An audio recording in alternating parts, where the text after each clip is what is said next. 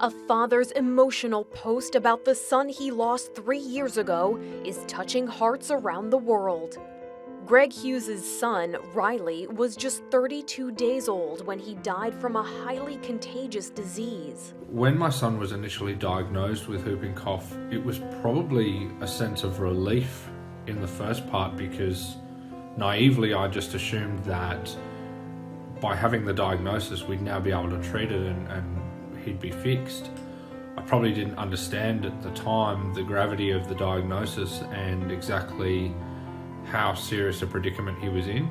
Hughes, from Australia, says he started a blog called Dad-1 to share his grief and to help others do the same. I think I realised quite early on in the process of losing my son that men in particular aren't overly effective communicators when it comes to how they're feeling, and particularly when it comes to dealing with the loss of a child.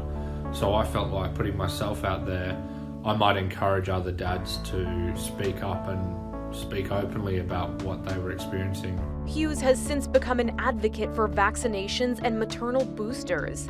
Even though Riley has been gone for 3 years, he says the pain is still there.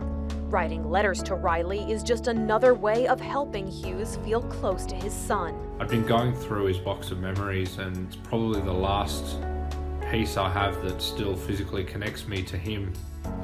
But even though he's been gone all this time, I wanted to acknowledge that he's still such an important part of my world and he's still part of my family, and I think about him every day.